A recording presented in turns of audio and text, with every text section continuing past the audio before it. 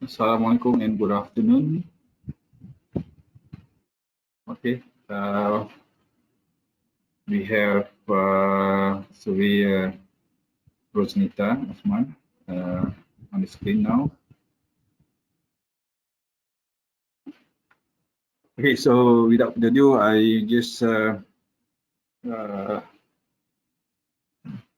the ball rolling. Okay, today we're gonna have a webinar talk with the title "Managing Knowledge in Projects," which will be delivered by Surya Rosnita Osman. She is currently serving Makma as the I believe honorary secretary, right, or the secretary, and had previously served JKR for part number years. Well then, it's now 3:02. I let the floor for you, Rosnita. Very much, Dr. Haza. Yes. Assalamualaikum warahmatullahi wabarakatuh. How's everybody out there? I can see 94 people attend this already. Okay, good.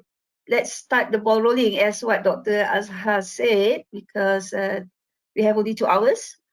Yes, as mentioned by Dr. Azhar, that I used to work in JKR. Yes, I retired in 2018, and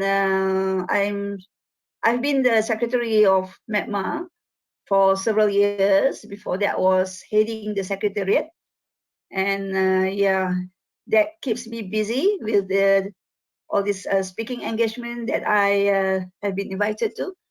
So I'm very happy to meet you all today. And this is the topic that I'm going to speak on, managing knowledge in projects. I'm sure everybody out there are project managers, or you have managed projects, either being a project leader or project manager or any of the project team members. So I thought that this topic will be of interest and useful to all of you. So I'm happy that you all are here to listen to what I'm speaking about. So how are you feeling today? Can you type in the chat box whether you are red or green or yellow or orange? And Dr. Azhar can relay the whatever you put in to me, because I can't see the chat box. So start putting in the how you're feeling today by putting in the colors. Anybody in the red? I hope most of you are green and orange. How is it, doctor? So far, are they no putting in their answers in the chat box? Yeah, not yet. You mean no participating? Come on, I'd like to have this session to be as interactive as possible. I don't want to be talking alone in this room to the computer screen. So I hope some of you will respond to this. This is just to warm up, because there'll be more interactions with you, and you are required to respond on the screen. So don't be afraid. Yeah, I can see orange, green, smoky. Okay. Okay. Orange, good. Yeah, Mr. Ong is green. What happened? Okay, almost red. Okay. But I guess most of them are, I can see green and orange, no yellow, Okay.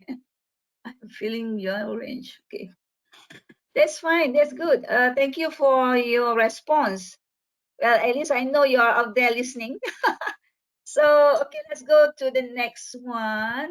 Next slide. Okay, here is where I introduce myself. I've already been introduced briefly just now. But again, I like to introduce, maybe Dr. Azhar has not mentioned some of the things here where I was a former director in JKR Malaysia. Well, I worked until I'm 60, where I have to retire. So imagine 37 years working in JKR, yeah? And I'm a registered QS. My background is in QS. I'm still registered with the board. And I'm a fellow RISM member, Royal Institution of Surveyors Malaysia. And I was a KM program manager in JKR from 2008 until I retire. And of course, I got some certifications with me along the way. I got a certified certifications in knowledge management, project management, workplace assessor, and of course CIDB. And lastly, I got myself certified as a professional trainer because that's what I wanted to do after I retired. That it was my well, not to say dream lah, but something that I want to feel my want to do something, during my free time. So yeah, I do some training in project management and knowledge management. So because that's my niche. And on the screen, you can see some ECKM. ECKM is Enterprise Content Knowledge Management. This is something that I'm so proud of, and I like to show to everybody what I've done in JKR. Well, ever since we started KM, Knowledge Management, so throughout the years, for 10 years, we produced a lot of these artifacts and initiatives, yeah. And I even wrote a chapter in this book, Knowledge Manager's Handbook. I was invited to pen my experience in this book. So there is a chapter on it, at least I leave my legacy and it's been written in a book. So, well, that's what I did. Okay, just go straight to this webinar. Okay, what will I cover? Of course, when you say manage project knowledge, I want to explain or I want to bring to you the definition of manage project knowledge. Of course, some of you may know already because if you have gone for your PMP with PMI, if you have got your professional project management professional certificate, you must know the PMBOK very well, right? So I'm going to talk about that one. And of course, knowledge management, because knowledge management is part of the whole thing here. In fact, this is the core, okay? So I'm going to talk about types of knowledge, what constitutes project knowledge, the basic knowledge processes, and how tacit and explicit knowledge is being converted and transferred. And why is managing project knowledge important? So I just want to share with you some of the reasons. And of course, the next part of it will be, I'll be talking on lessons learned. Lessons learned is the output of doing project knowledge management, okay?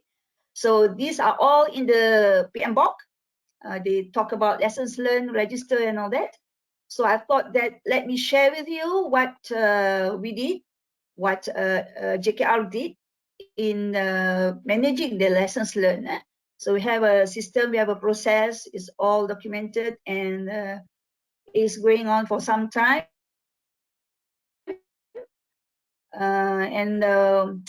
You're able to see the fruits from the initiatives hopefully soon. And lastly, what are the roles of project leader in lesson learned management system or lessons learned process? And of course, and now I'll wrap up with some takeaways, or maybe you yourself can share what you take from this talk. There'll be something that I want to know too. Let's have that two-way conversation, okay? All right. First thing, okay, let me see. Oops, I hit the wrong button. Okay, so what is knowledge management? Okay, what is knowledge management? Of course, in the PMBOK is a project management book of knowledge, body of knowledge. There's a guide, 6th edition. Of course, now they've moved on to 7th edition, but not all of us are familiar yet with 7th edition. Maybe some of you are.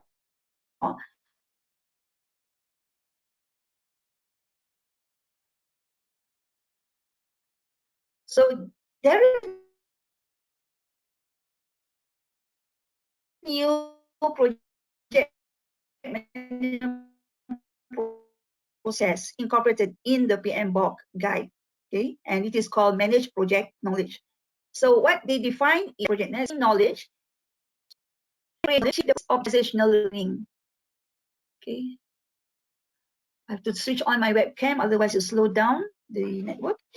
Okay, so you can see that the keywords: existing knowledge, new knowledge, and then project objectives and organizational learning. I'll be touching on all these things. So let's go.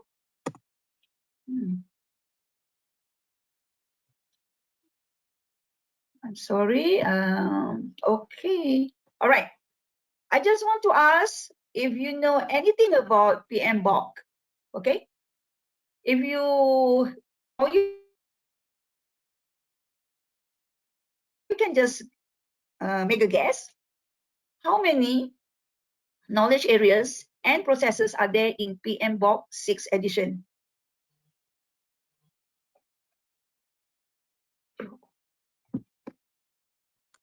Can you make a guess, or if you know, it's good.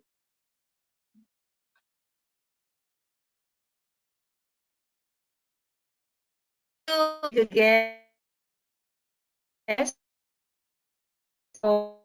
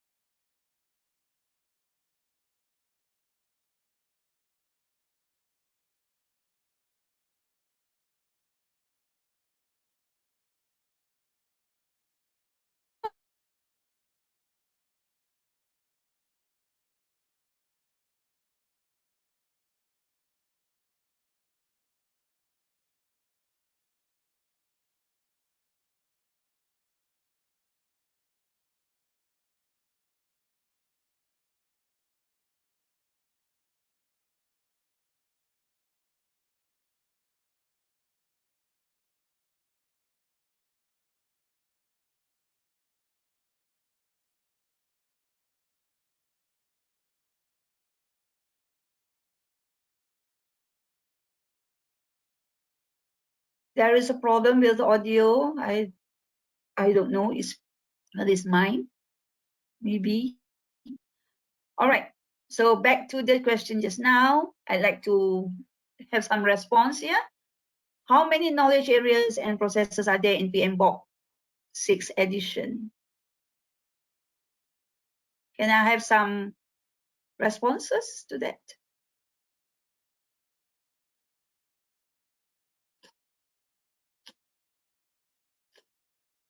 They are mixed. They are C, ada yang un-C. Oh, okay. Oh, you're still there. The B. I don't know what happened just now. The connection was lost. Okay, majority says C. C. I'm sorry. Okay, let's look at the answer. Where is my it's a bit slow. I think my connection is a bit slow here. Okay, the answer is D. Okay, there are 10 knowledge areas and 49. If you don't believe me, you can have a look at the PMBOK 6. All right, but that's just to test how much you know about PMBOK. Okay, another question. Sorry, well, I like to start off with all these questions. Under which of the 10 knowledge areas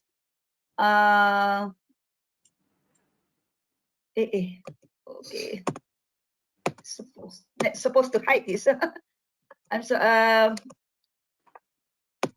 Apalah, dah bagi jawapan bocor lah. dah bagi jawapan. Tak apalah.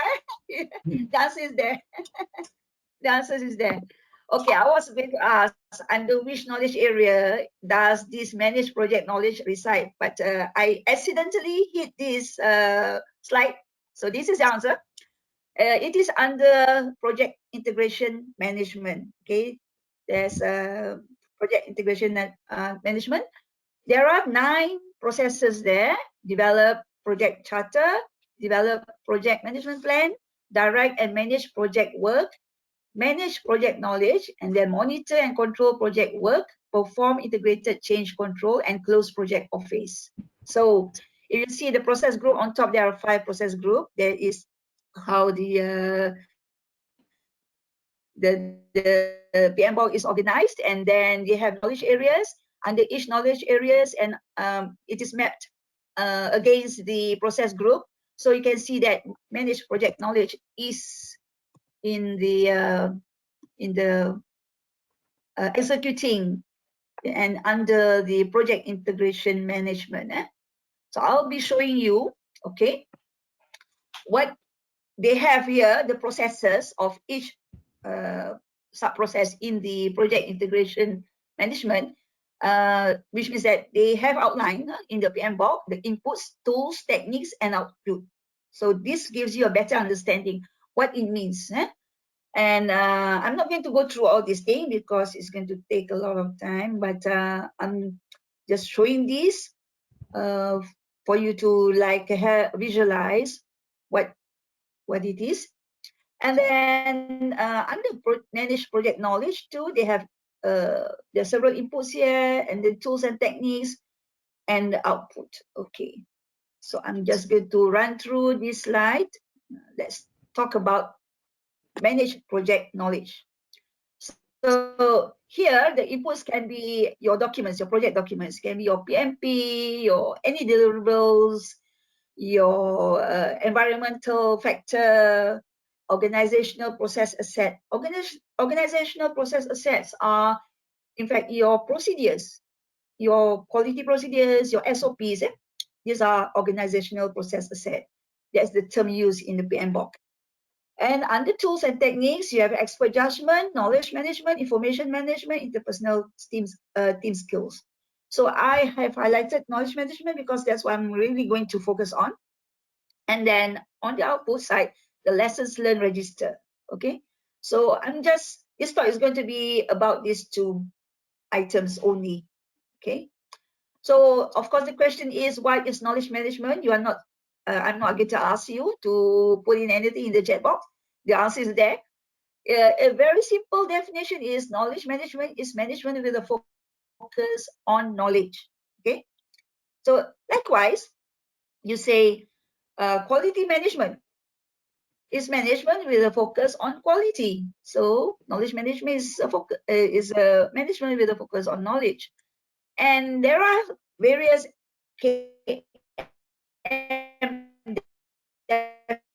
definition.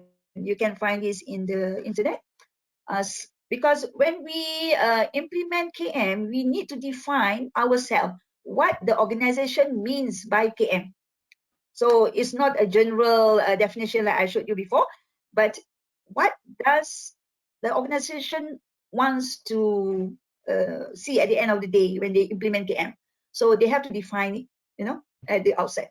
And some define it as a set of processes of creating, sharing, using, and managing knowledge. Some define as a systematic management of knowledge asset. Some as a set of professional practices which improves the capabilities of organizations' human resource and enhances their ability to share what they know.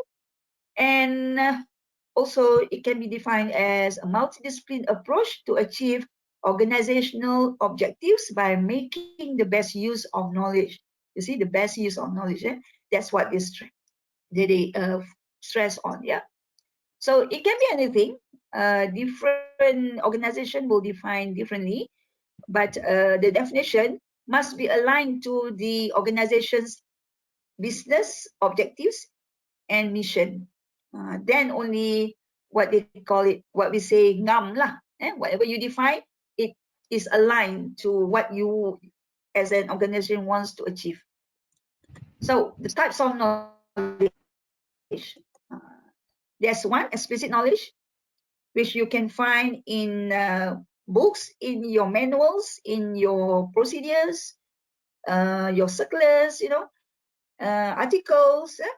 It's all written. It's explicit.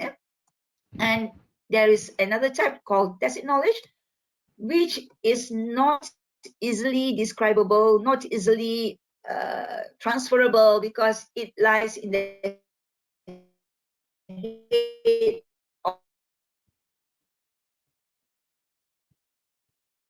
of the person. There is a saying that when a person leaves an organization, really lives with him. A whole library of knowledge is in his head. So when he walks out of the door, say he retires or he quit from the organization, there goes the knowledge. That's why knowledge management is very important. It is it has been like a decade that they find that this knowledge management is very, very crucial to the organization. So tacit knowledge and explicit knowledge. How much do you think is explicit knowledge? How much is tacit knowledge? This is the answer. See? So using the analogy of the iceberg, the tip of the iceberg, 20%, these are explicit knowledge. You can see the records, you can see the files, you can see the books, you can see the procedures. It can be seen. It's just like the iceberg. Okay, it can be seen above the water. It's tangible. You can touch it, you can read it, you can share with it, and it can be accessed by third person. Anybody can just have it and gain the knowledge from the whatever that these books, articles, or anything. But the underlying, below the water level, is the 80% of that is the tacit knowledge. It is hidden under that. You don't know what's in my head. I don't know what's in your head. How much knowledge do you have? We don't know, right? We don't know each other, how much knowledge that a person has. It is intangible. You can touch it, you can see it, right? And it can only be accessed on only a first person basis. For example, when I go to you and ask a question, then you tell me the answers from the knowledge that you have. So it's on the first person basis, which means that you need to approach. If you want somebody's knowledge, you need to approach him or her. Okay, you can just open his brain and see what's in there, right? So that's what it means. All right. So what constitutes project knowledge? Because we are going to zoom into project managing knowledge in projects. What we did in JKR is organizational knowledge or enterprise knowledge. But here, this talk is about project knowledge. So I hope you can see the difference. Because when you talk about project knowledge, you can look at knowledge in three parts, knowledge from the projects. That's the output, right? That we call lessons learned or best practices. That's from the projects. But there are also knowledge in the projects, which means that when you have discussions, you have meetings, and your documents that you have, you keep your meeting repository, your minutes of meetings and all that, that is the knowledge in the projects. But knowledge about the projects are the project documents. For example, your PMP, your project schedule, and here they say project marketing and all that, because it can be anything. It can be your methods and templates that you use in the projects, right? So there are three groups or categories of knowledge in a project environment here. That's why I'm going to explain what it means by project knowledge. Okay, And the basic knowledge processes, this is, okay, we have as an individual, okay, and you have also a project team or community of practice. And you have the organization as a whole. These people are in an organization. And outside the organization or the world, you have other things, other sources of knowledge. So what there are three basic knowledge processes that I'd like to explain here. One is acquire knowledge or information. So here it means that acquiring knowledge by searching, by gathering, by finding, by Googling, by browsing the internet and all that, right? So you can have also, you can acquire also knowledge from trainings, from attending conferences and so on, from researchers, from published or patented documents. And the next one is produce knowledge. Produce knowledge is within the project team or community of practice. Collaboration with each other. Like for example, you have a project team, you discuss and you collaborate, and then you refine and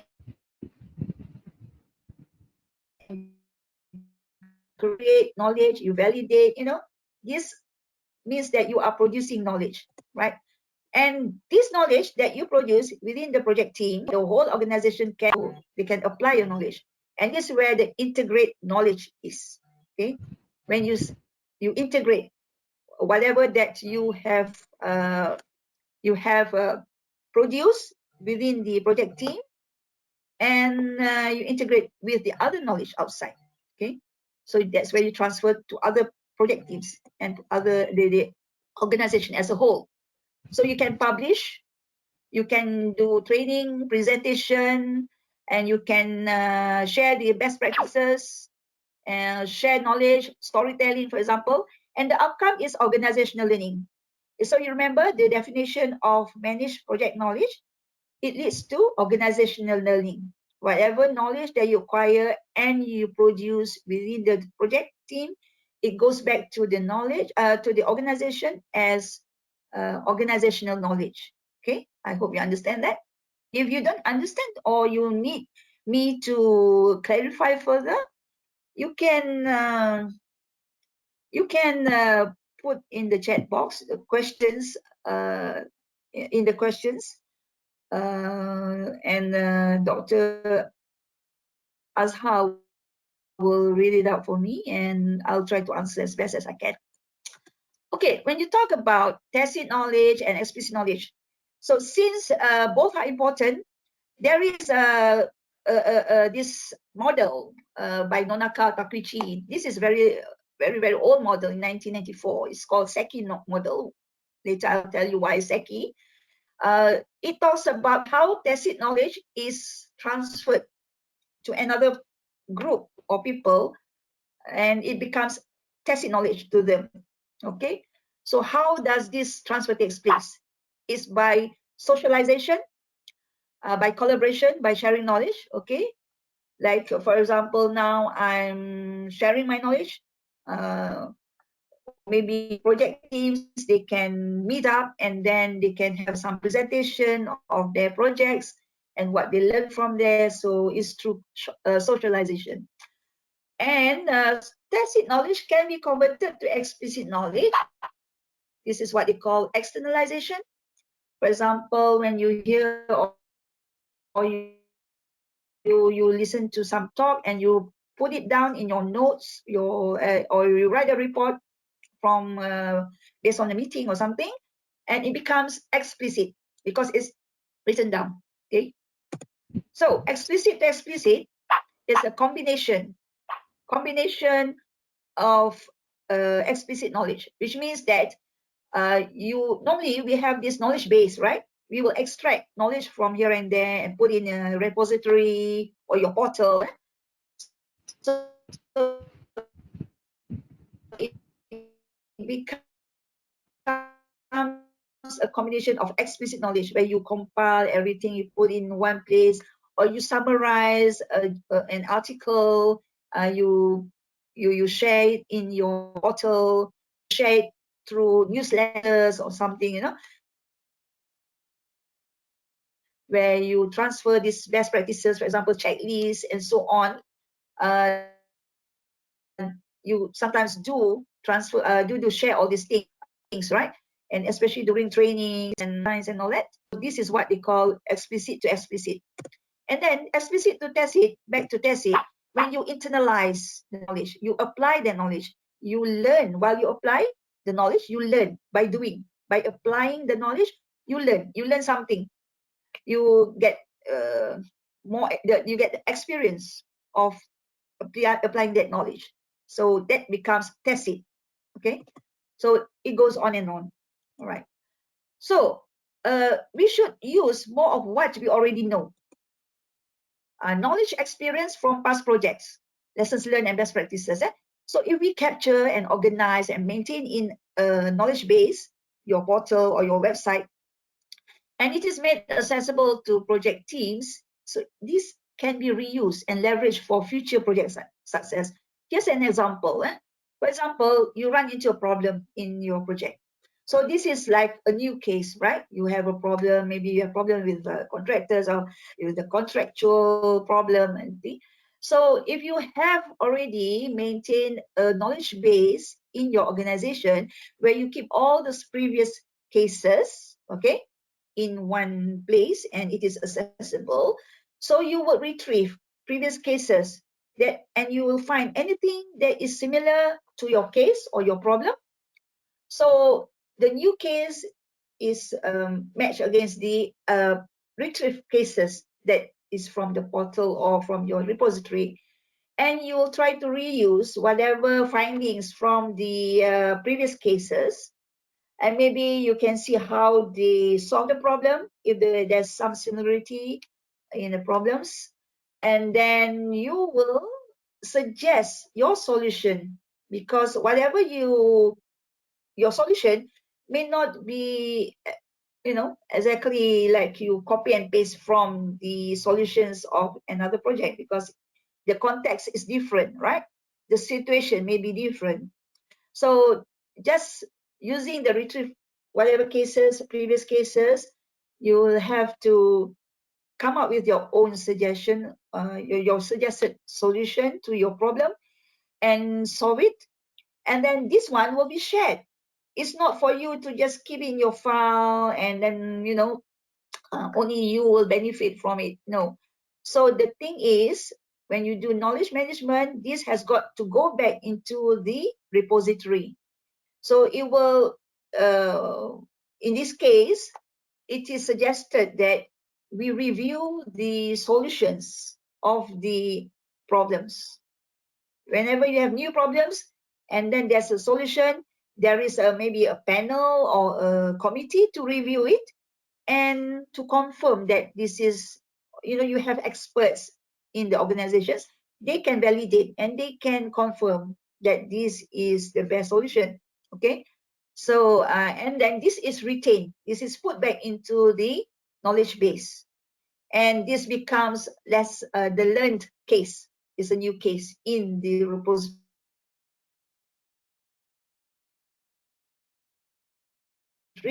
and this will be used later if someone else wants to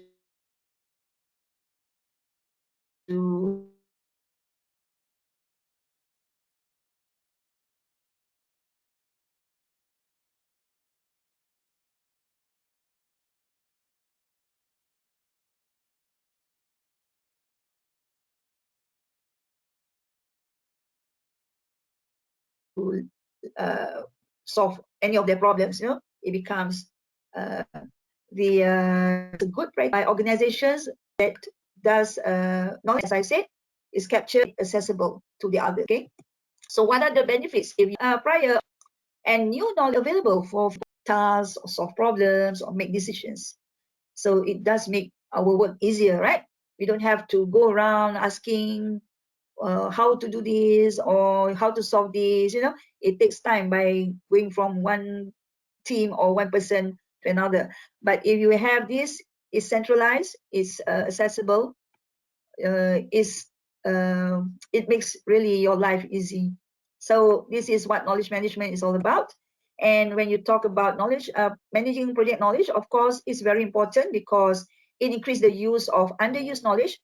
Underused means you might have created some knowledge, but it's not being used. Only you and your team benefit from it. But it could be expanded or it could be shared with the others in the organization, and they can make use of it, right? So enhance knowledge sharing across projects, enable capture of tacit knowledge that is not currently shareable. Like just now we showed that the knowledge has been explicated in the form of cases, written cases and all that. So it is already in the form of explicit knowledge. But there are also tacit knowledge that we need to transfer, we need to take care of, we need to capture. And this will also improve access to explicit knowledge, as you have seen. So let's hear from you. Get to the chat box again, type in your responses. Okay, tell us, when your project is completed or handed over and closed, where are the documents kept? Where are your project schedule kept? Where are your contracts kept? Where are your S-book drawings kept? Where are they? Do you know? Normally, the practice is the project team will keep this in their office. And as you know, project teams, they are not under the same roof, right? So they come and go. And these documents normally or often are lost. You can't, it is very difficult to find them when you need them. And who keeps it? Who keeps them? We don't know. So individually, they keep themselves in their PCs or in their laptops, and it's not being shared. Okay, so it's too bad, right? If we don't even know who keeps them, so how are we going to start sharing the knowledge? So are they accessible to others? Not all the time, right? If it is in the central repository like I showed you, it will solve some of your problems. But right now, the situation is like this. When the project is completed, everybody goes back. You know, the whole project team is disbanded, which means that they already have a new project waiting, and they move to another project. And after that, nobody comes back and revisit what they have done, what they have learned from the projects and all that, and where are the documents stored and all that. So that has been going on for years and years. And I think it's high time that you tell your project team that you need to record or need to store the documents in a safe place where it is accessible to others who might need them. Okay, but I'm not talking about documents that are PNC. Okay, PNC, they have another procedure on how to keep these PNC documents. But these are documents that are shareable, that, for example, your project management plans, your communication plans, your, a lot of things, like the documents that can be shared, which are not PNC. Okay, and then are lessons learned compiled and shared with others? Probably not, because they got themselves already into another job. Nobody wants to come back and start talking about lessons learned. Some have forgotten, some have already moved on, and they won't want to come back. Okay, especially if they learn bitter lessons. Nobody wants to come back and dig up all those lessons that are they don't want to repeat, or they don't want to share with other people. Okay, so shall I go ahead, or shall I stop for a while, doctor, before I jump into lessons learned? No.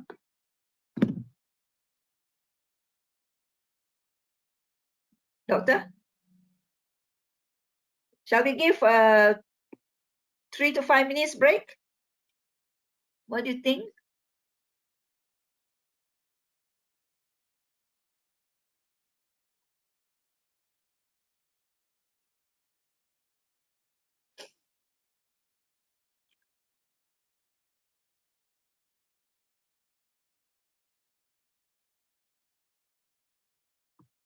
Do we want a break?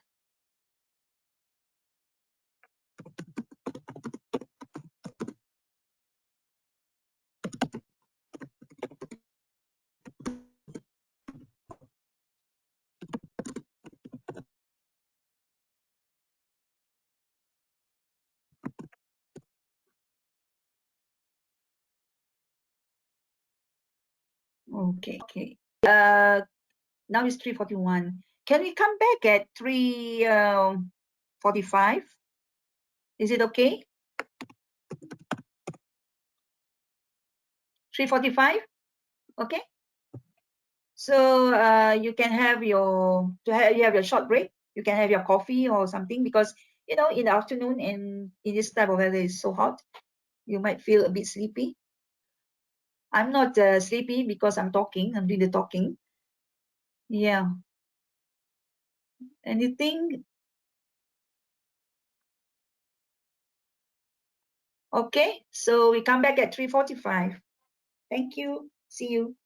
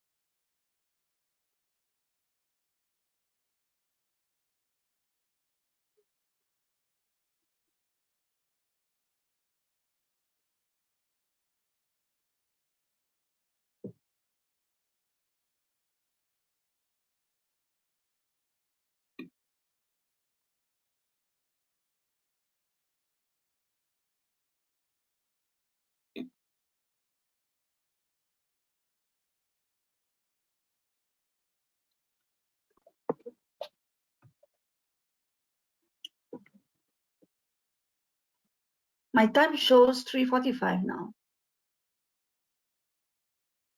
Okay. Can we start?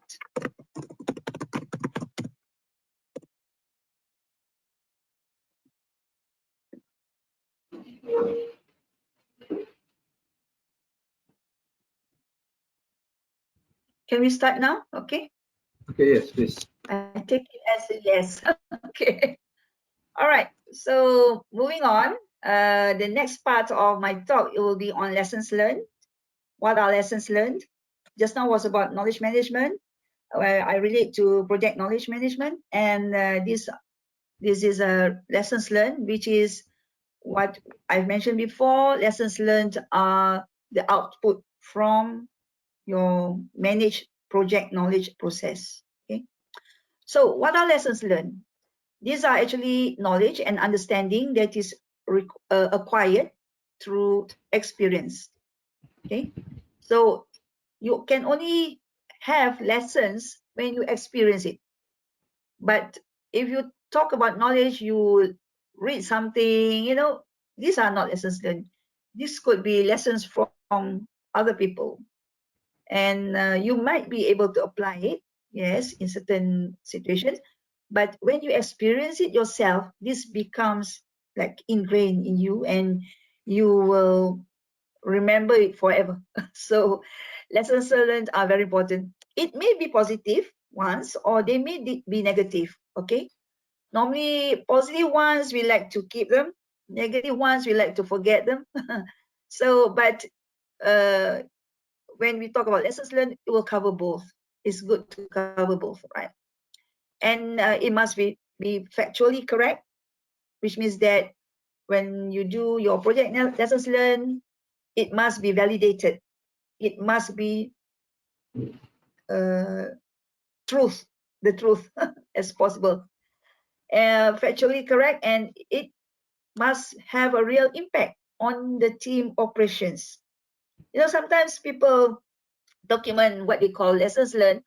It doesn't really have an impact. It's just like, oh, we will do this, we will do that in future, you know, but it's not action oriented. It's not a call to action. It's just like documenting what they are supposed to do, and there's no really impact. There's a real impact is not there, right? And as I said, it must lead to action, to a decision, or maybe design or process to support the positive result, or to reduce the potential for failure.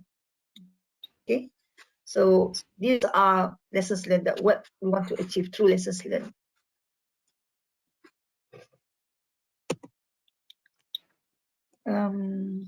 I'm trying to change to the other slide.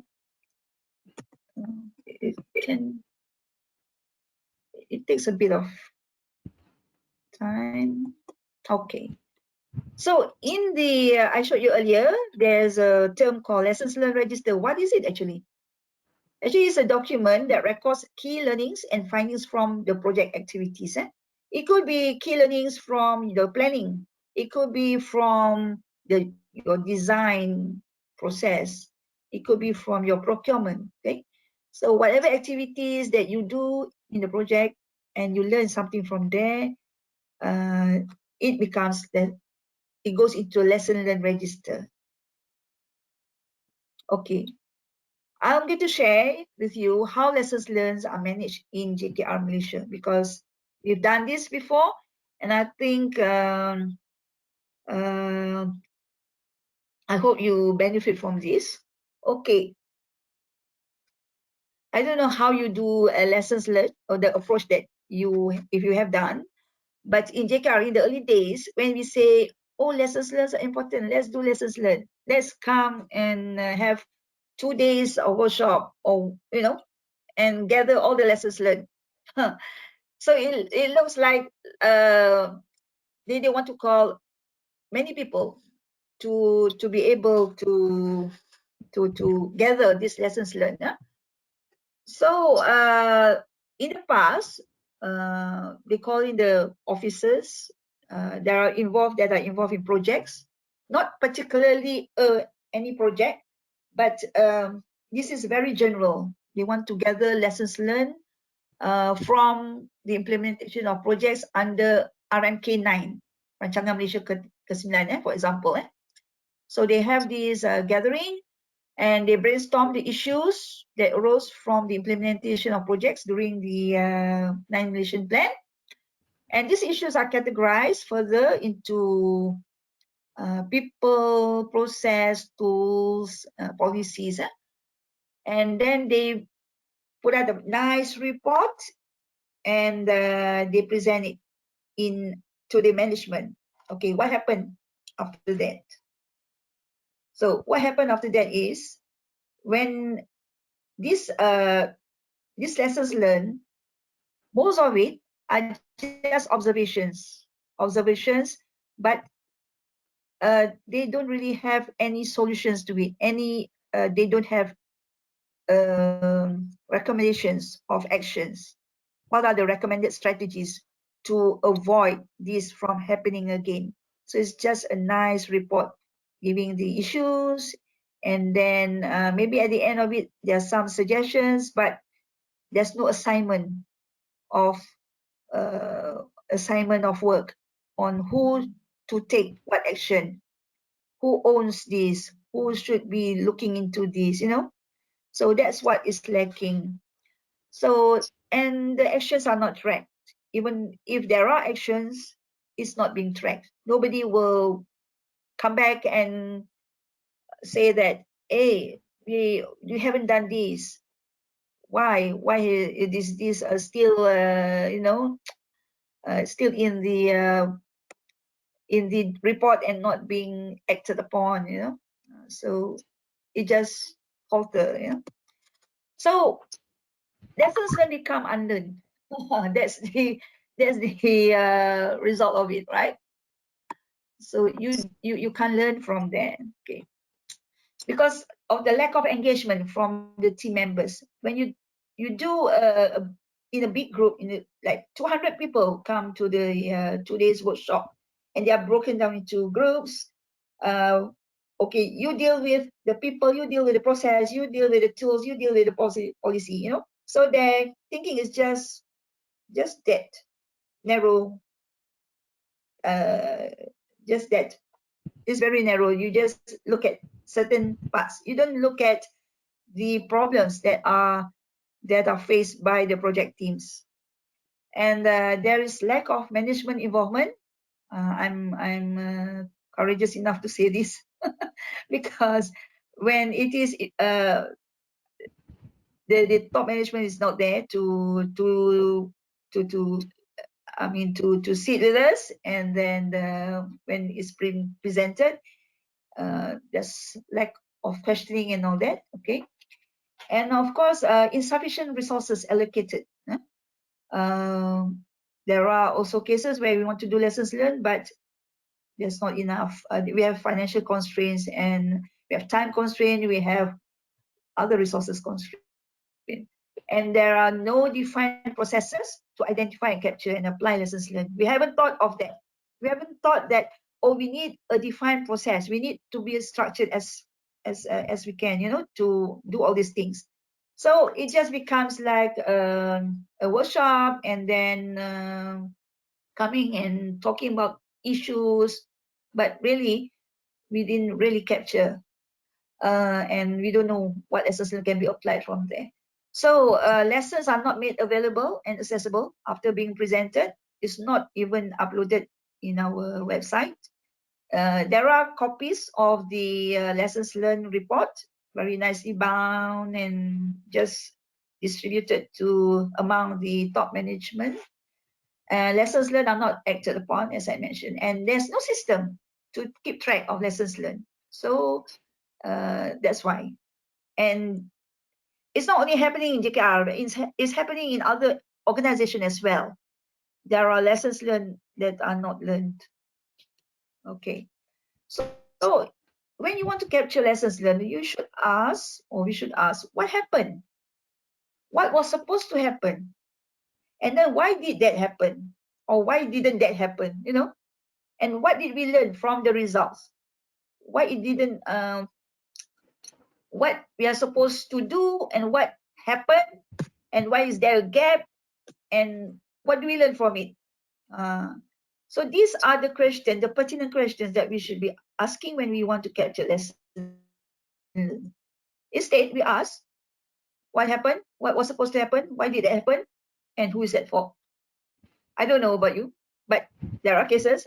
Oh, now what's the problem? Who's not doing what they're supposed to do?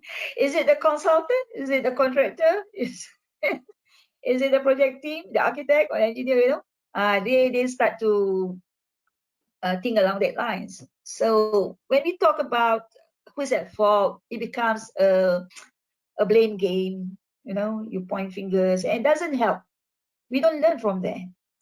So that's why we introduce when we the KM under the KM program, we introduce this concept of learning before, learning during, and learning after. So the people and the teams will, before they embark on a project, they will learn before.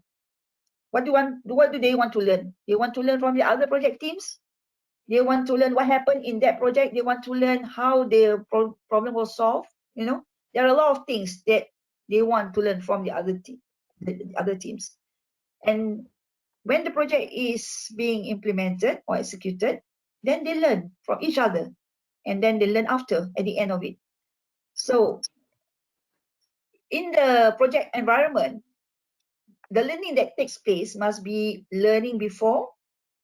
These are gathering lessons from other projects, and there is a tool for it. It's called peer assist. Okay, this is peer assist. It's a structured, facilitated meeting or workshop where people are invited to other business units or other projects to provide their experience, insights, and knowledge to another team who requested help. Okay, so maybe we have done it. Maybe we go to like visit another project, and then, but that's it. When you go visit in a big group, you know, you're not focused what you want to learn from that project.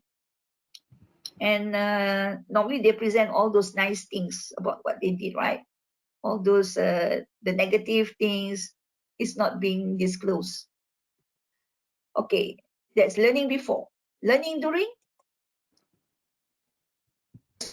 just now, peer assist, it has to be facilitated. It has to be structured.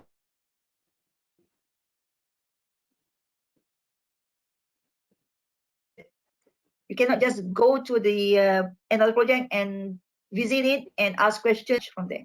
So learning during is gathering lessons learned by team members. Okay, you have your team members, you do an after action review. After you have completed a task, or maybe you have at the end of certain milestone that you have achieved, you sit around and you gather. Oh, what do we learn from you? What's supposed to happen? What happened? Why is it late? You know, why is there delay? Why can't we deliver on time? What happened? And then what are the things that we learn from there? Or maybe next time we should call the supplier earlier, come in, you know, the nominated subcontractors should be brought in earlier, things like that, you know. So these are after action reviews that we do during the execution of work. So this is also a structured meeting. It is held after a short-term activity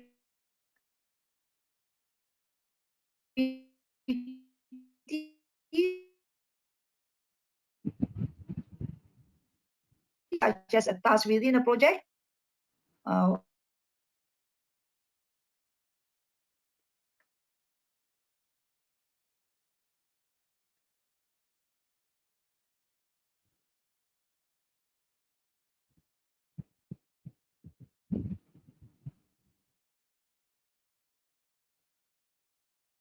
Well, in this case, a training session. But it can be, say for example, you have architecture. You sit around what you have ever is there a delay? Is those people who are involved in review? This is where you transfer your data. Normally, people call, well, post-mortem, right? That's the term we often use, post-mortem before this. But post-mortem for the date when you person die, you do post-mortem. But when you do a project, I hate to call it post-mortem, but it is more like a retrospect. Okay, it is a retrospect. That's the right term for it. So you can have a workshop, and you again, it is structured and facilitated. At the end of it, you'll be capturing knowledge. Like say, what are the factors that that cause failure in this project? You know, you look at it overall. What are the factors that that contribute to the success of this project? You know, if your project is success. So you note it down, you document it, and then you share it.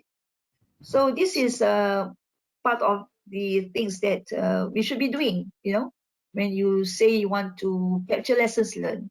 Okay. Okay. Now the question is, when should lessons learned be captured?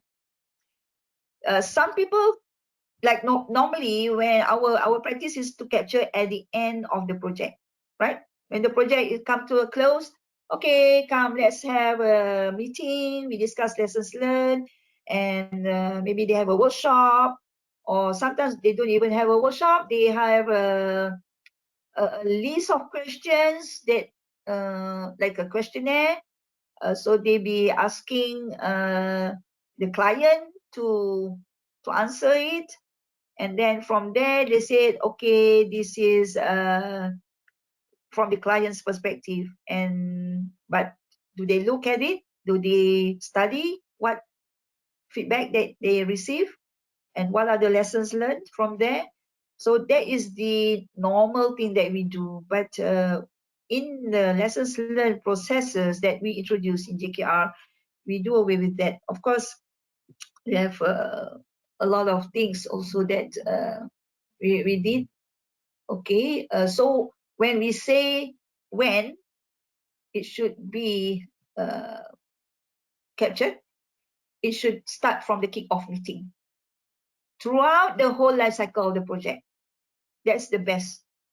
When you have your kick-off meeting, that's where you do the lessons learned. You learn you can do your peer assist straight away, or you can identify where to learn from, who to learn from. Or it can be a part of a wrap-up meeting. At the end of the meeting, side meeting, you wrap up, and then you can just go ahead and say that, oh, we learned something from this process, so you can discuss about it. Or at all stages of a project, at every stage, after planning stage, after the design stage, after the procurement stage, you know. So not at the end of the project, but at the end of each milestone. Because at the end of project, when you want to gather the lessons learned, it's too late. People have already gone to another project, they won't come back to you. They have forgotten most of the things, right? That's natural, right? So you have to do it early and often, because you want to prevent people from forgetting the lessons learned along the way, and you want to be able to recognize what is learning, what is working, and what isn't. And then during the course of the project, you can adjust right away and improve the work and the overall project. You don't wait until the end, because it's too late for you to do any improvements. Okay. So this is just a simple diagram to see how lessons learned are implemented when you start a new project. Yes. So you review and implement past lessons learned. There are lessons learned already, assuming that you have already captured lessons learned from the other projects. So you review it.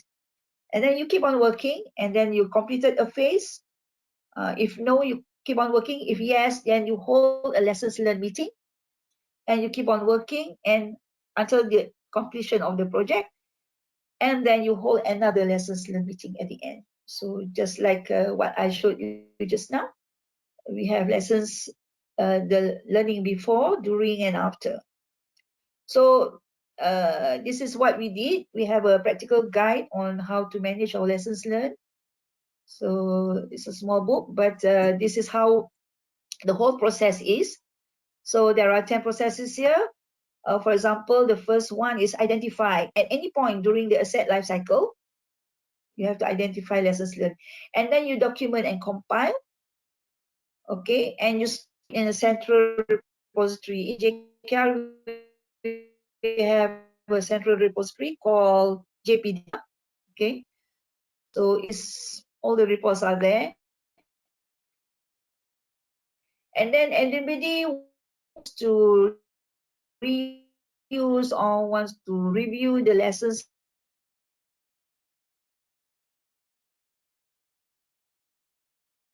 learn from other projects, they can just set it. But at the on the person who's totally in charge, which is KM expert, for we analyze all the lessons learned that have been gathered and captured. So we'll look at what are the common lessons, you know, what are the common mistakes or things that do not go well, that, you know. So we analyze and we look at what are the reasons, because all those are in the report, why and all that. So it's been compiled and analyzed, and then we compile into a report presented to top management, and then with some recommendations, and of course we disseminate and distribute it, and we solicit feedback also. For those who has read the report, they might want to give in their, contribute some of the ideas, and then we identify actions. Okay, what do we take actions from here? Overall, what work processes need to be improved? What needs to be done to avoid this thing from repeating, you know? So, and then we archive all those documents and the data. So it takes the whole cycle is about from identifying until you incorporate it in your work process. That means you're embedding the lessons learned in your work process. Then only you can see that there are improvements in your work processes coming from all these lessons learned. Okay, so that's the whole thing. The outcome of lessons learned is that you improve your work processes, or you come up with best practices, and then that is shared to everybody, or it becomes a procedure, and everybody will have to comply with the new procedure or revised procedure. So, but there are challenges in capturing and reusing lessons learned. Okay, of course, there are human barriers, there are organizational barriers. For example, the people that are involved in projects have diverse backgrounds, organizationally and geographically dispersed, right? So when we talk about people involved in the projects, it's not only the project team in JKR, but also with the other stakeholders. Okay, we can do also lessons learned with the clients, because we want to look for lessons that the client need to learn, so that next time when they deal with us, you know, in the future projects, those things are not repeated, you know.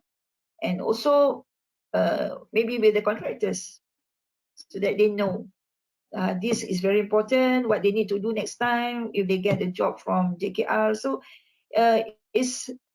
it goes beyond the project team. But challenges are that these people, they are from different background and organization, so we need to have a special, we have to separate them. We cannot put everybody in one room to discuss lessons learned, right? But in within our project teams, we have multidisciplines, right? We have the QS, the architects, engineers, and all that. What we did in JKR was that we call based on projects. Okay, we say that every cawangan or every department or state must produce at least 2 project lessons learned per year. There is their KPI. It's written in our strategic framework. So that's how we monitor, and that's how we get people to conduct lessons learned. Otherwise, they won't. Okay. So by having KPIs, but of course, there are pros and cons to having KPIs, right? You all know. When you have KPI, they are forced to, and they will just do it just for the sake of doing lah, kan? But whether learning from those projects, what valuable lessons and all that, we don't know whether they are going to take action or not. It is up to them. But yeah, so the challenge is when you have a multidiscipline project team like that, we need to have a session where they group according to their discipline. The QS will talk about the contractual method, the procurement, or the costing and all that. The engineers will talk about the design and the supervision aspect. You know?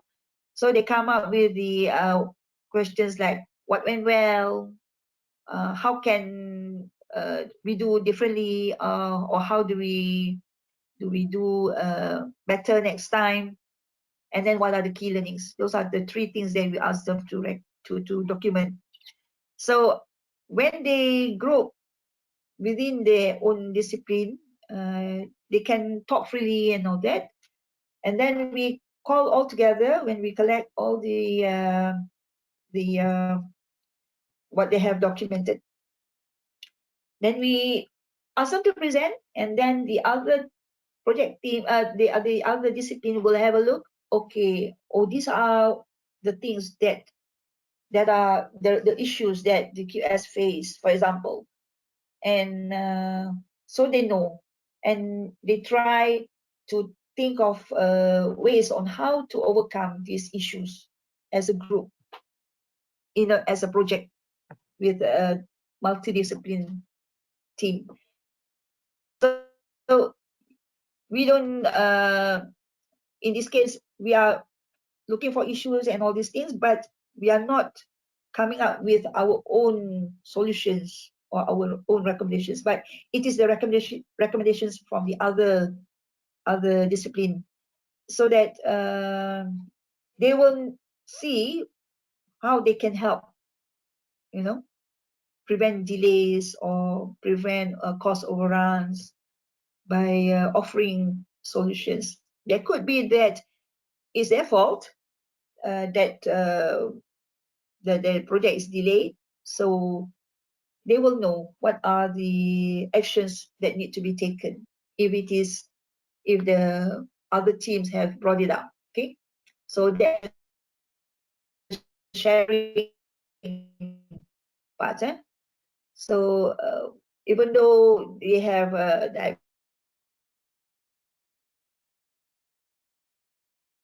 backgrounds and we are all geographically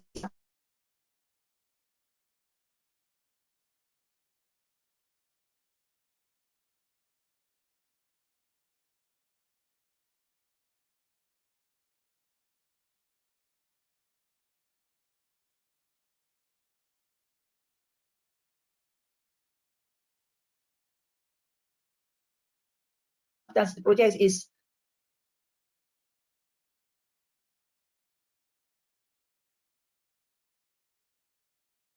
not handled by HQ, but the project is being supervised by the state or the district, and it is being designed to match each other and to discuss. Get these people take that time for that. If they see, oh, it's coming, somebody is going to say something that will point finger at me, you know. Of course, we tell at the outside. When we do lessons learned meeting, we are not going to do finger pointing. We don't do the blaming. We don't even come up with justification or excuses. They cannot. Those are the rules. But they need to be open. There should be an open communication. They need to look at it, look at the other people's perspectives and try to understand, you know. And we don't want to look at mistakes or who did that or who didn't do what they're supposed to do. So we know that. So when we are faced with these challenges, we say that at the beginning, these are the ground rules that for the lessons learned meeting. And then there's also absence of link between knowledge items and project environmental context. For example, you have lessons learned for another project, but the environment is different, the situation is different, the clients are different, so different context. You cannot just simply take those lessons learned and apply to your project, right? So when you want to reuse lessons learned for another project, you must understand the situation, you understand the issues that they're facing, all those factors that that lead to what have gone wrong or what have gone right. You know, you need to understand the context. And then there's also difficulty in sharing tacit knowledge. because, as I said, tacit knowledge is in the heads. You can forget sometimes what you know, what you experience. There are sometimes if it's too long, you just forget what happened on that day, what did we do, how did we get this thing settled and all that. So the tacit knowledge is difficult to transfer because it's not being documented. Most of the time it's not being documented, right? But if you do have these after action reviews frequently in your project, then it's all documented and you don't have this problem of sharing the tacit knowledge. Okay. All right. So now it's only 4:17. Right. So let's discuss the role of project leader in lessons learned processes. First of all, of course, the project leader need to allocate time and resources to hold lessons learned meetings at regular intervals throughout the project lifecycle. So if you are a project leader, you must have this in your timeline, in your project schedule. Lessons learned meeting. Don't just include it as part of your site meetings, because site meetings, you have thousands of issues, thousands of problems that you need to, to look at and discuss. And sometimes there's not enough time. But if you have allocated, say, one day lessons learned meetings, after the site meeting, you can proceed to have a half day or 1 day lessons learned meeting. Then people will know that, okay, I'm required to, what they are expected, I'm required to attend this, I'm required to contribute to the lessons that you want together. So they will make time for it.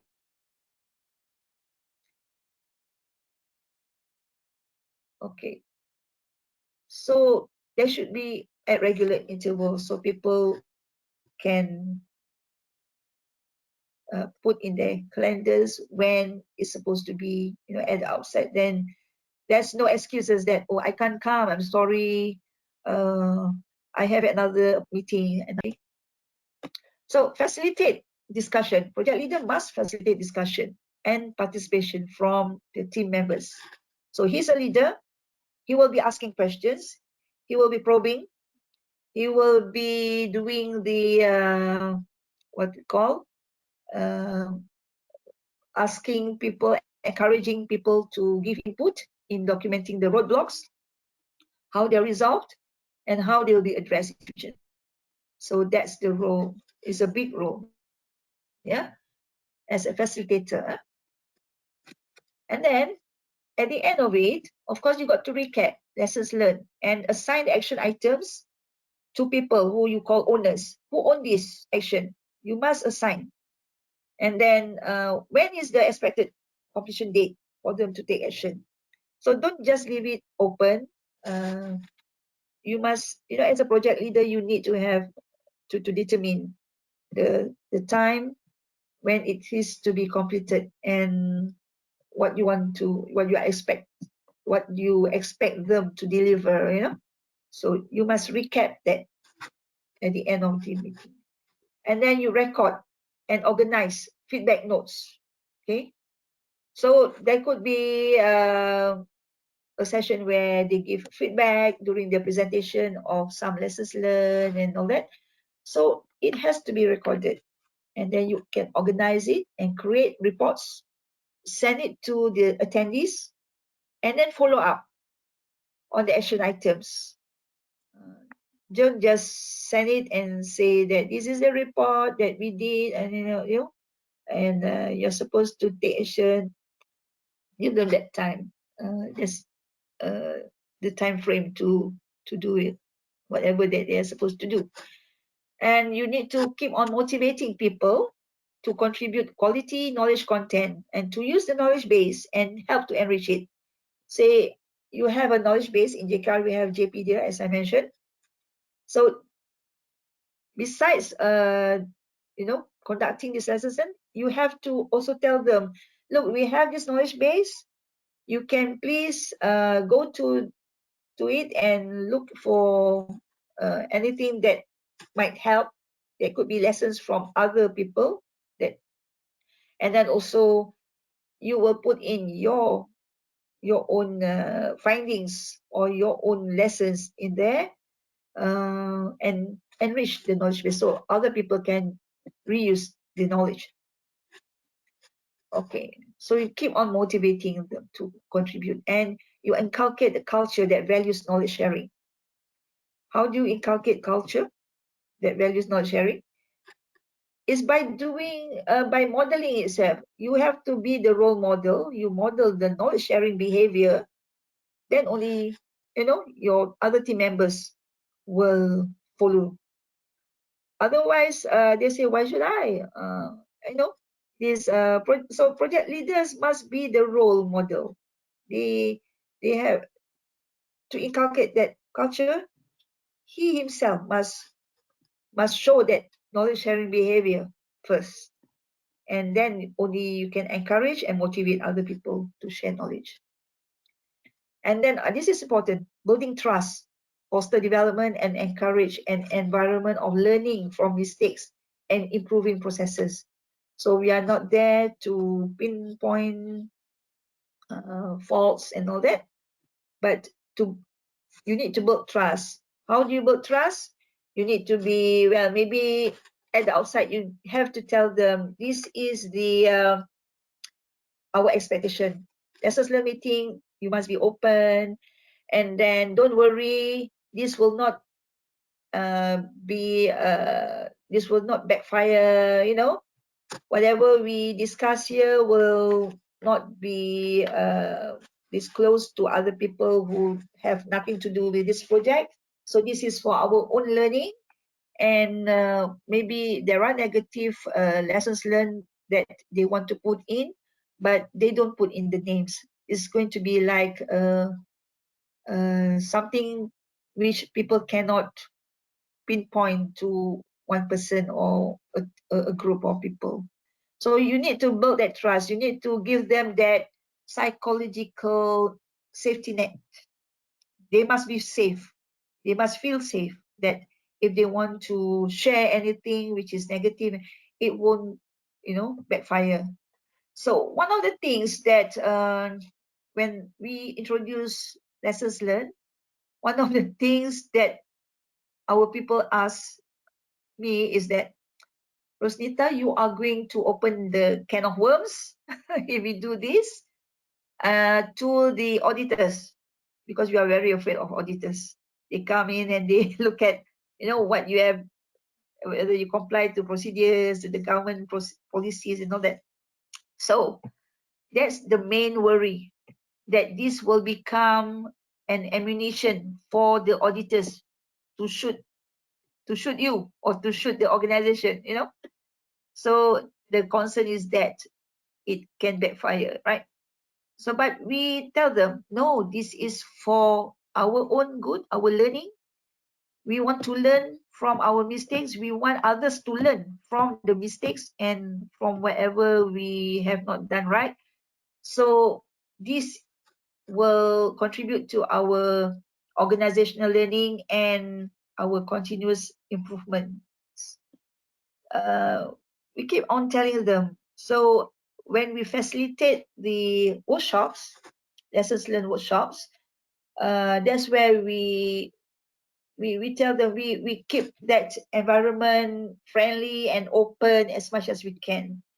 And so far, what I see is they are very willing to say it in the open that, oh, I've done this, but I should have done it better if I had done, you know, I would have got it much better if I had done this way or this approach. So it's but we don't say who said that, or you know, why it happened and why didn't they do that way. You know, is that's not relevant. What is relevant is the next steps in future. What are we supposed to do if we want to avoid this mistake, or we want to prevent this from happening, or we want to repeat the successes. So it's not only negative, but also the positive. They could have a few successes in their projects. We want to see what they did right. Then we can repeat the successes in other projects. Okay. So we have to have that environment of learning from mistakes. We need to tell people at the outset before they even go into groups to discuss lessons learned. We tell them these are the guidelines, these are what you need to do. Please don't blame people and all that, but look at what we learn together. Okay.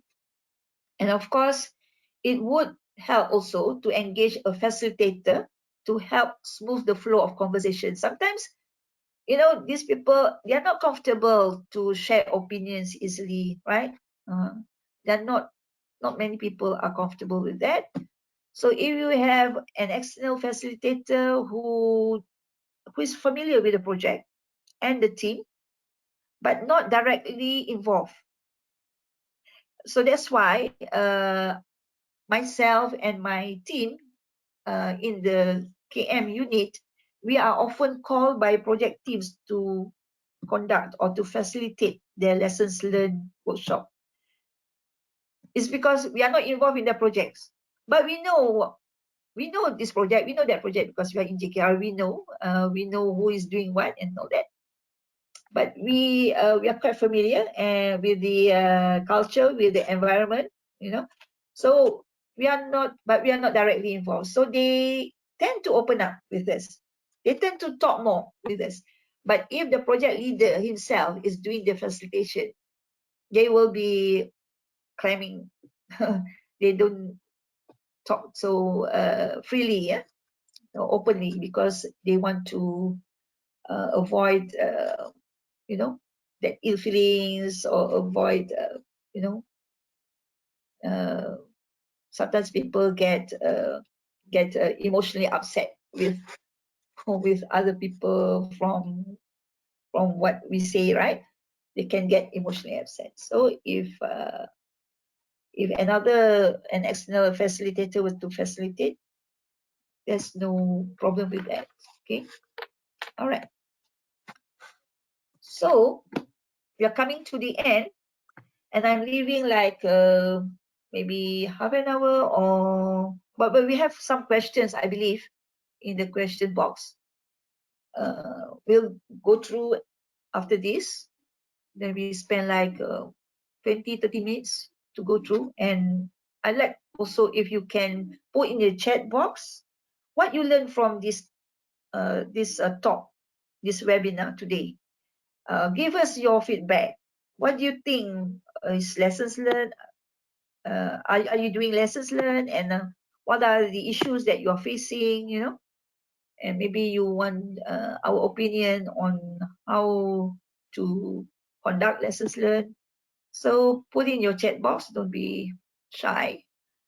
Okay, I'll just wrap up here. The key takeaways is that project knowledge management is the process of creating, capturing, transferring, and applying knowledge within and across projects. For what? To improve project performance, avoid repeating mistakes, and leverage best practices. Okay, that is number one. That's the objective of project knowledge management. And then managing project knowledge and lessons learned is not a one-time activity. Doesn't mean that, oh, I've done this lessons learned workshop and that's it. I close the file and, you know, I'm done. I send the report and that's it. But it's rather a continuous process that requires planning, execution, monitoring, and evaluation, which means that you have to have that process. Of course, you got to plan your lessons learned meeting, when you want to have it, who is supposed to come, and what you're supposed to do. Is going to be a structured meeting, right?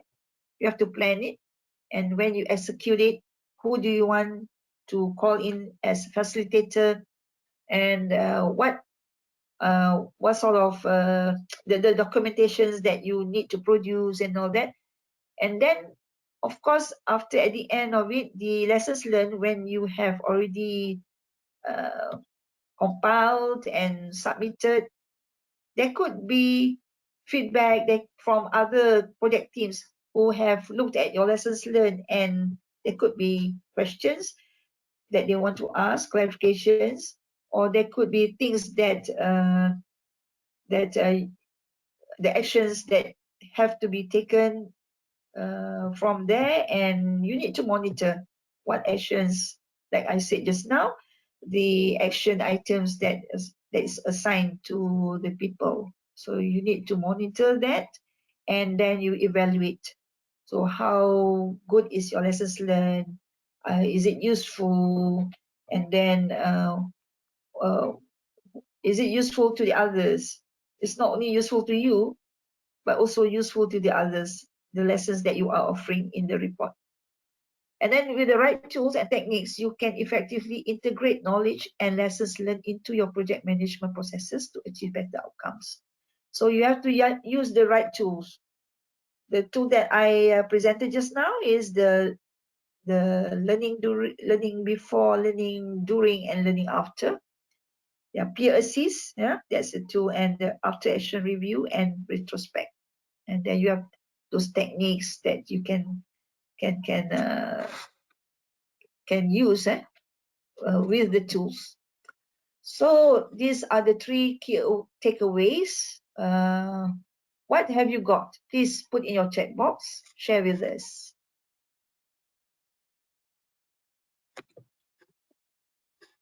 Okay, let's before I forget, I'm from, as you know, MEPMA, the Malaysian Asset and Project Management Association.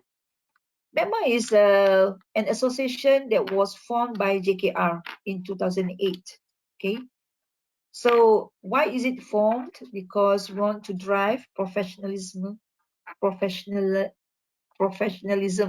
in asset management and project management. So this association has members not only from people in JKR but also from the private sector, right? And every year, or almost every year, not during the PKP, we do conferences. So the coming one, let's see, what is this then? Oops. Why does this go out? The coming one will be the Asset and Project Management Conference, which IEM have endorsed to become our supporting organization, one of our partners or one of the supporting organization.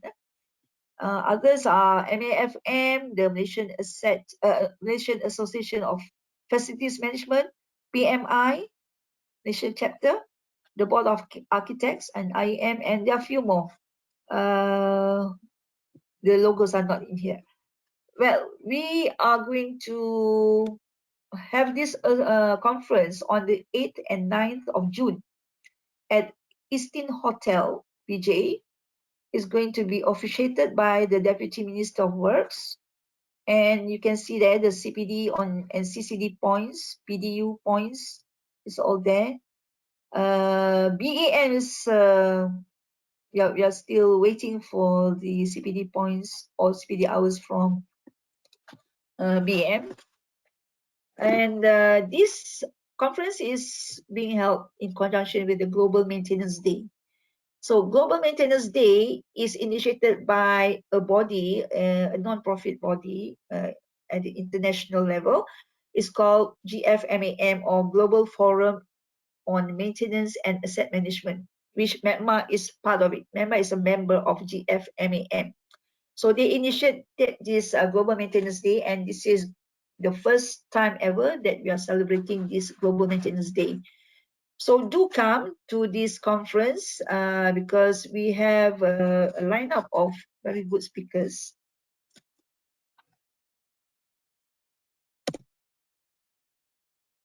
Somehow, I'm waiting for the other thing to come. So the team is transforming. The team is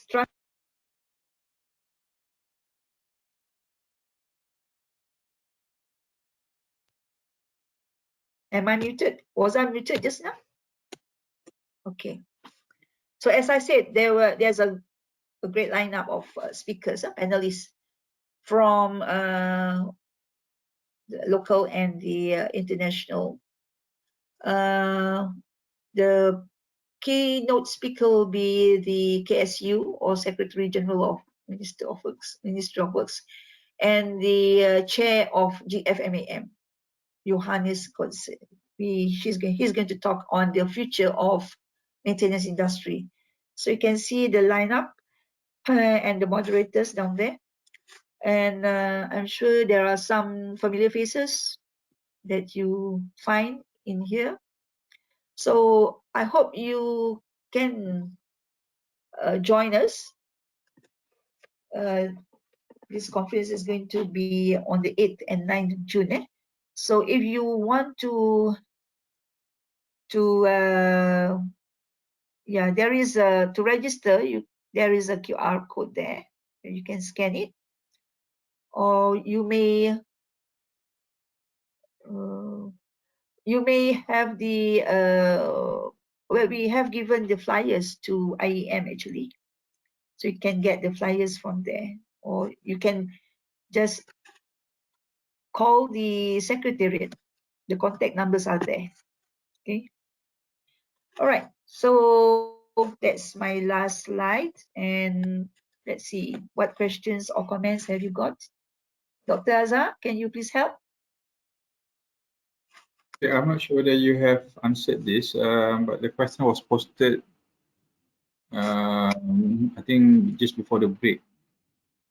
Oh, okay. It's about the methods to evaluate the knowledge management in the organization. Methods to evaluate I knowledge already management. send the question to you, if you can look at the questions. It says, may I know if there are any methods to evaluate the knowledge management in the organization reach the satisfactory scale / can be benchmarked in order to know how good in managing the knowledge. Thank you. Oh, okay. Well, we don't use that like Likert scale, to evaluate our KM, but we have this KM maturity model. So we use that to assess our KM capabilities. There is a format that I have to evaluate our KM capabilities. So we don't go by like a scale like satisfactory, no satisfactory. No, that's not the way that we do it. Because when we do KM assessments, we will be looking at how the processes, the people, the leadership and governance, and the technology or tools support KM.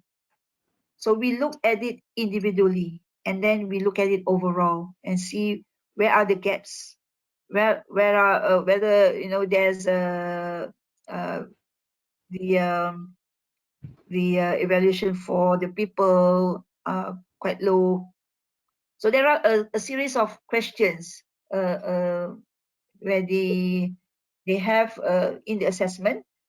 Of course, we use a scale, we use some rating, okay, but it's not like satisfactory or non-satisfactory overall, but we do look at individual what we call the enablers, the KM enablers, in order to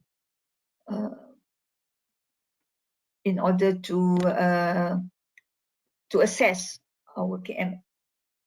I can share with that if you are interested. Just give me your email or anything, or we can, have a conversation on that. Yeah, thanks for the interest in that. By asking that question. Any more?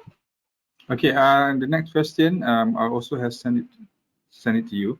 It's how does the organization ensure that project knowledge is securely stored and protected from unauthorized access or loss? Okay. What was the question? There was some like disruption. This is how does the organization How does ensure that project knowledge is securely stored and protected from unauthorized access or from Okay. loss? This well, this depends on the policy of the organization. You know, every organization have the IT policy. You know what can be shared, what what you cannot share. So if lessons learned like this, if it's a report, there's no, I think it shouldn't be restricted, but there could be some PNC matters that you need to take care of. If there are, you have to um, look at the confidentiality of it. Then, but it all depends on the policy. Well, in knowledge management, we like to share knowledge that we think will be useful to others. But if the knowledge is only for a small group of people, you know, then there's no point sharing to the wider mass. So you need to evaluate that. You need to ask yourself if this is shared to the whole organization, how will they benefit from it? That is the question that you need to ask. And then, of course, each organization have that security, what do you call that, the firewall and all that. So people from the outside normally is the things in the organization is protected from the access, the external from being assessed by the other people who are not part of the organization.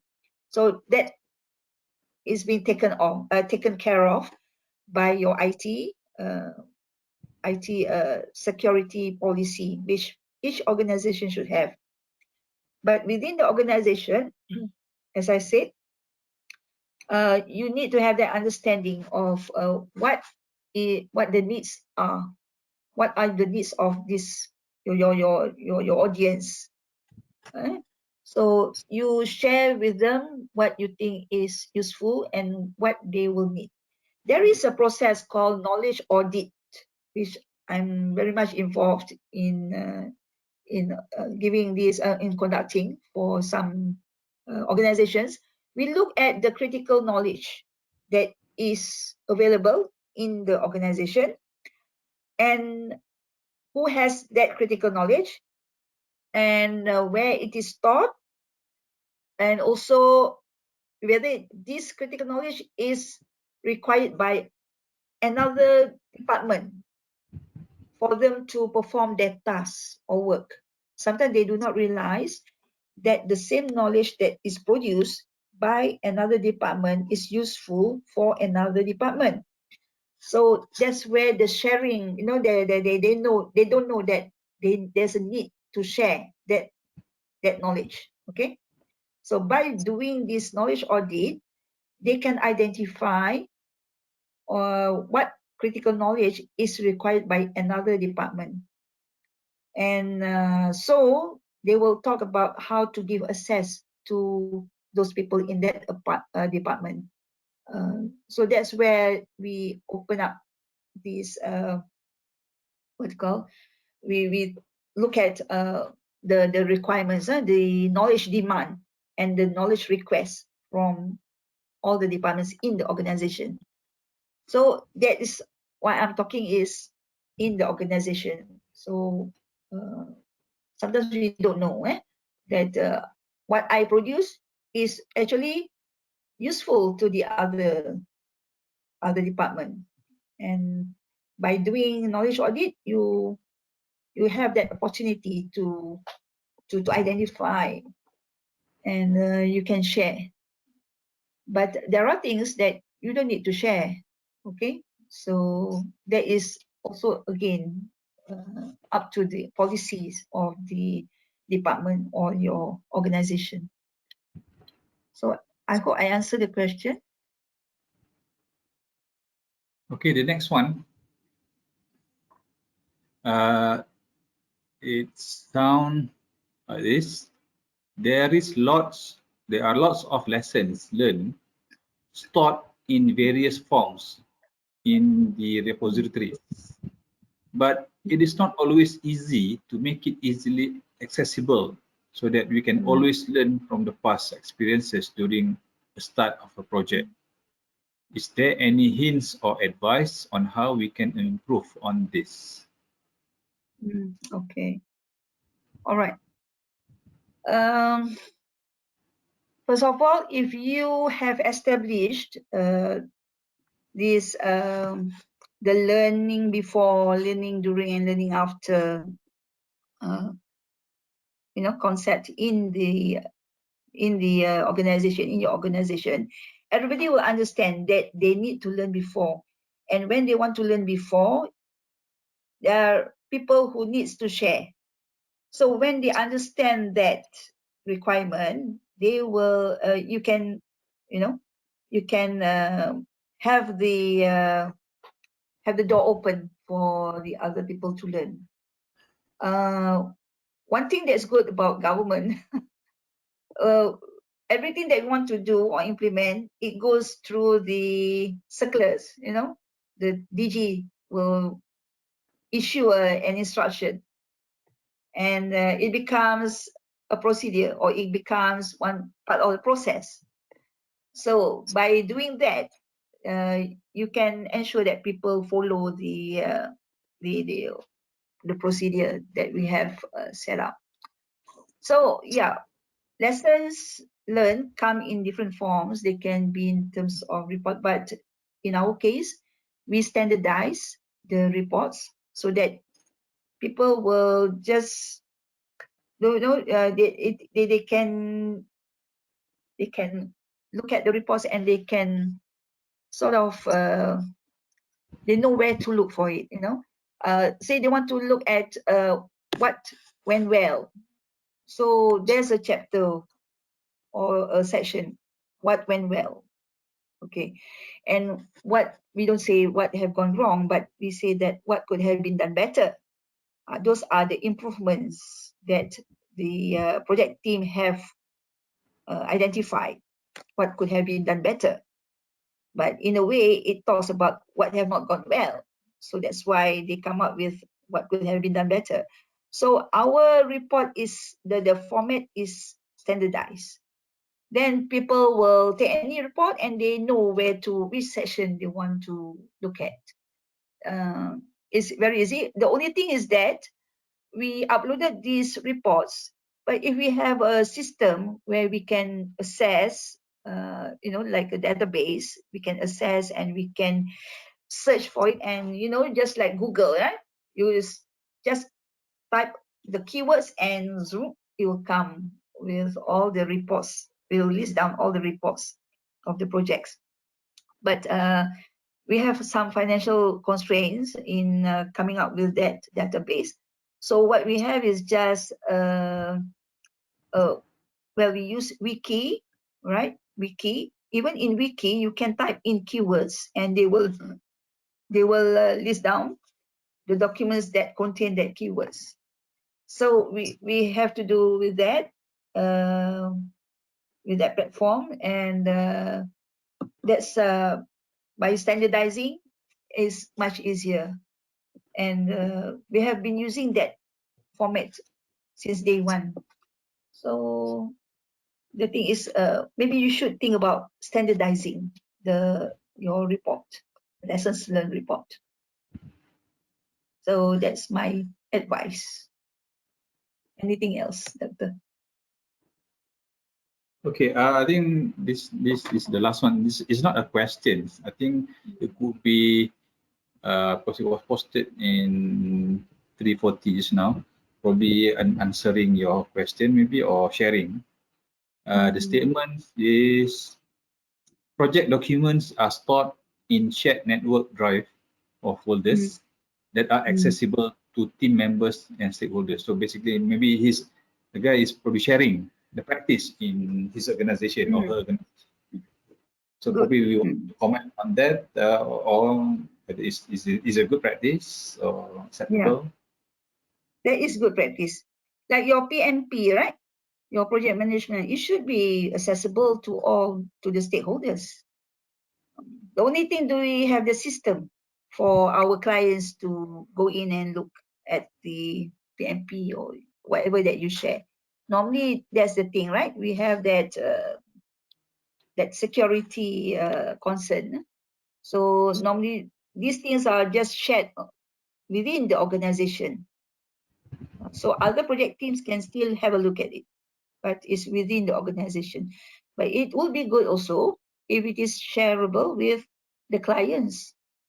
Then they will, I mean, it will, that's for easy communication, right? They can just have a look at the information, if they, whatever information that they need. So yeah, some people create project wikis, which means that it is not in the organization repository. It's not deposited there. It's a project wiki created for that project. So external stakeholders can also be can also assess. So that's one thing, you know. I mean, with IT now, anything is possible. Like now we have WhatsApp. How do you communicate with your stakeholders, your clients, your contractors? You have a WhatsApp group, right? So that's where you share also your documents, your pictures, your photos, and project photos, and everything, the templates and all that. Sometimes is being shared in the WhatsApp group. So WhatsApp can be a good thing also. It's a platform for sharing. The only thing is that it's not open to the other project teams. It's only for your project, your that individual project teams, team members. And it's good if it can be brought into the organization repository, captured, whatever that is captured there, and it can be shared with the other project teams. If you can transfer it to the repository, a central repository where other project teams can also share, can also access. So I think we have so many platforms now that we are using: Telegrams, WhatsApp, and then now with the AI, things are getting like I call it fun. It's more fun nowadays. You have a lot of tools that you can play with. So, but but you all know it takes quite a while for us to embrace all this, to adopt these new tools. So WhatsApp is good enough to me. It's good enough. You can communicate with the team members, you can share and everything. I mean, that is the main objective that you want to achieve, right? So anything else? I think that should be all. We are almost, 6 minutes to 5. On behalf of IEM, I would like to thank SR Rosnita Osman for the sharing that she has delivered today. It was, I think, very a lot of knowledge that's been shared here, and hopefully it's very useful to the audience. Okay, one last question, but this is not a technical question. It's just asking whether the presenter will be sharing the slides. For the audience information, the slides have been shared in-house, I believe, by the presenter. So you can download. Please do not log out. You can please download it first before you log out from this webinar. Unless you, otherwise we won't get the slides. So again, we will let the webinar stays on for a while to allow the audience to download the handouts or the slides. But again, I would like to on behalf of IEM, thank you, Rosanita, for your sharing today. Thank you very much. Yeah, thank you for inviting me again. Yes, this is my second time giving a webinar. So I'm very grateful for being invited again. Yeah, MEPMA and IEM will be collaborating more, right, Doctor? Yes, on yes. these the matters of project management. So yes, we look forward to have that partnership or collaboration with you.